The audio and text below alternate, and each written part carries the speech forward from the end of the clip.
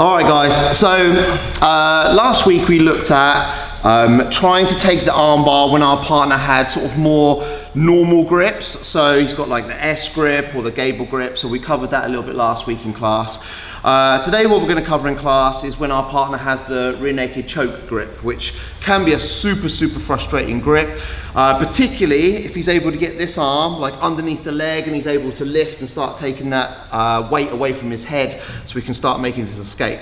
To start with, we're going to look at he's rear naked choked his arms, but his arm hasn't got to the inside. Maybe he's grabbing the top of the leg, maybe he's just kind of grabbing his own arm here, but he's doing the right thing because the arm that I want to take, he's hidden that through, grabbed hold of his bicep. Even better would be tricep for him actually. The deeper he is, the better.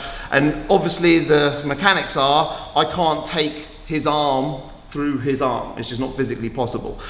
So let's look at a couple of ways that we can deal with this. The first one that we're going to do is we're going to lock in nice and tight onto the arm, and again, we're focusing on him not having the arm underneath the leg at this point. We're going to take our second hand and we're going to swim through underneath the wrist. We're going to go as deep as we possibly can. And we're going to come around and we're going to grab the tricep and pull that in nice and tight. Then we're going to scoop up the arm like we worked on last week, like making sure we go up to the wrist. Because if I pull at the elbow here, Richard's probably still going to be strong enough, just kind of keep in there. So for me to straighten out the arm. I want to take the elbow up to the wrist. So now when he tries to pull that arm in, I've got a lot more power and leverage because it's closer to my core and at the end of his lever as well. And then when we pull through, we come down, we're finishing that for the armbar. So again, number one, here, we're going to take the arm through, create some tension. We're going to dive the second arm through as deep as we can, and we're going to start to circle. As we circle, we're going to grab the tricep, pull it in tight, pull the elbow up nice and high, and then down through for the finish. Second one that we're going to have a little dabble with as well, when this arm is on the outside, is we're going to reach across, pull the arm in, attack the wrist, and we're going to lock up this figure four on the far arm.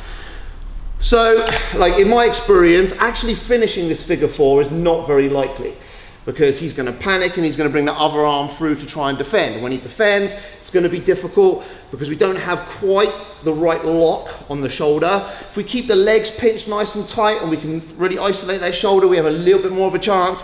But the more likelihood is as the arm reaches up to try and defend, that's the one that we're going to come through. So it's more of a bait to try and finish the arm that we want. So we're going to reach across, pull the arm in, grab the wrist, lock up on our own wrist. Maybe we'll turn it. Richard's got nice tight shoulders, so we might actually finish the Americana. But when the arm starts to come up to protect, we go through. I'm going to finish the armbar there. So let's start off with, we hold in tight, we swim, hold the tricep, elbow to the wrist, down for the armbar, and then second one, pull the arms in tight, lock up the Americana, go to finish. As he defends, pull through. We'll finish the armbar as well, okay? So person on the bottom, rear naked choke defense, but at this point your arm is not underneath the leg, it's just gonna be on top of the leg, okay? 1, 2, 3, let's have a little dabble. So, this time my partner's put his arm underneath the leg. Now this can be a pretty dangerous position.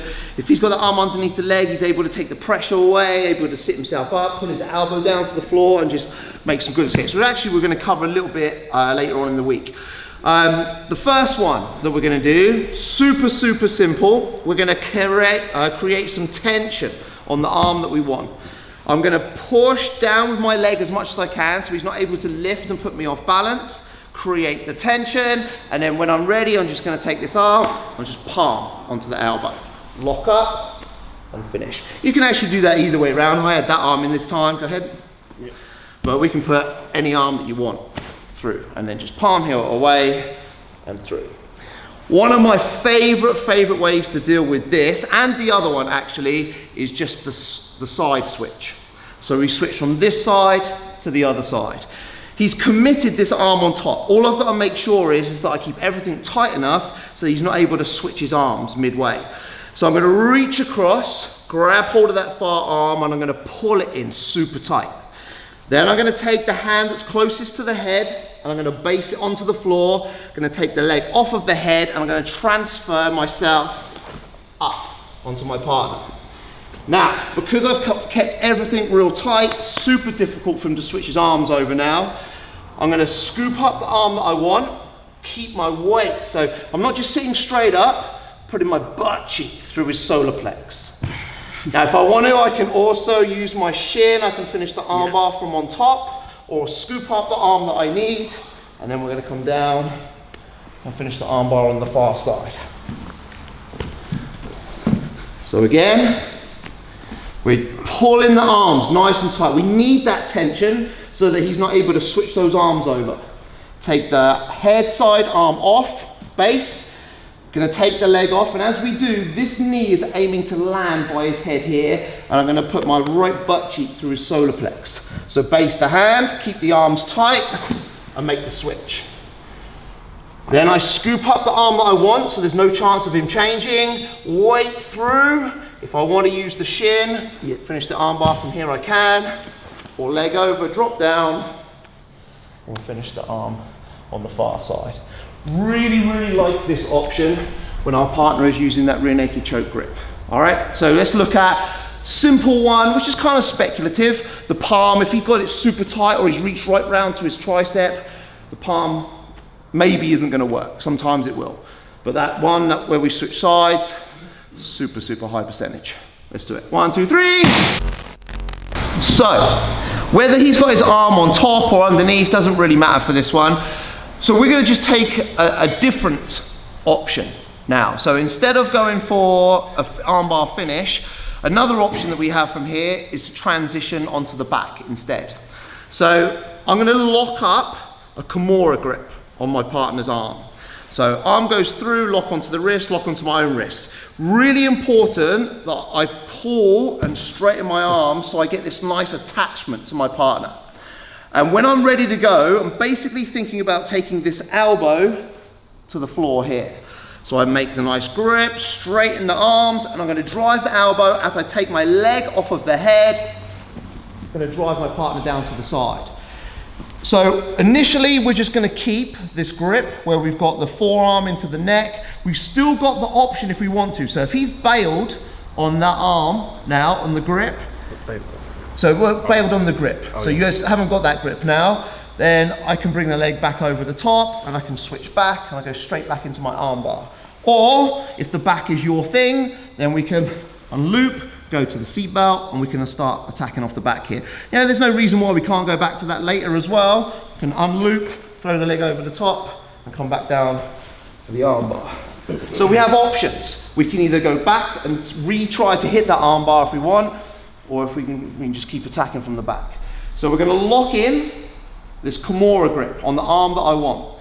I'm gonna pull his elbow to my chest and then straighten my arm, so there's like this real good tension through the arm, and wherever I move him, his arm will go as well. If I'm loose and I try to move, his arm just moves, not the whole body. When I get this like tension, now his whole body moves. So get good tension, we're gonna drive the elbow to the floor, and come round to the back. If he's let go of his grip, we can immediately throw back over the top, go straight back to the armbar, or unloop. We can start attacking from the back. So let's look at the option of taking the back, going back to the armbar, whatever attacks you want to do from the back as well. 1, 2, 3. Last one, guys, let's do it.